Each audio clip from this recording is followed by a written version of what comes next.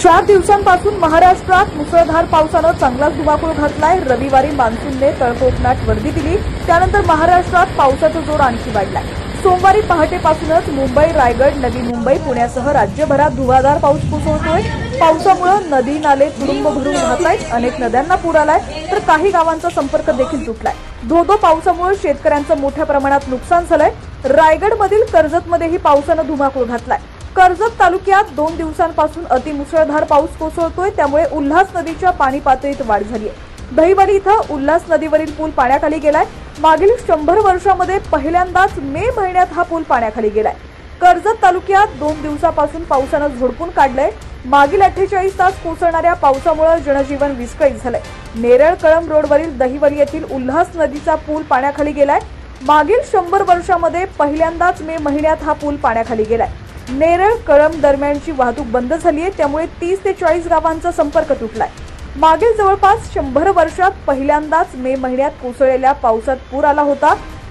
नेरळ कळंब या दरम्यान असलेल्या दहिवली इथं उल्हास नदीवरील पूल पाण्याखाली गेलाय, त्यामुळे 40 गावांचा संपर्क तुटलाय। नेरळ ही मुख्य बाजारपेठ आहे, इथूनच आसपासची 30 ते 40 गावं आहेत। इथली लोक नोकरी, धंदा आणि विविध कामासाठी जातात।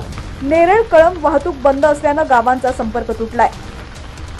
दरम्यान कर्जत तालुक्यातील नेरळ कळंब परिसरात रविवारी रात्रीपासून विजांच्या कडकडाटासह जोरदार पाऊस कोसळतोय।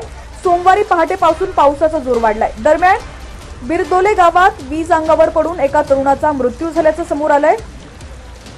आज सकाळी तो घराबाहेर पडला होता, त्याचवेळी त्याच्या अंगावरती वीज कोसळली आणि त्यातच त्याचा मृत्यू झालाय। या दुर्दैवी घटनेमुळे गावात आणि आजूबाजूच्या परिसरात नागरिक हळहळ व्यक्त करतायत।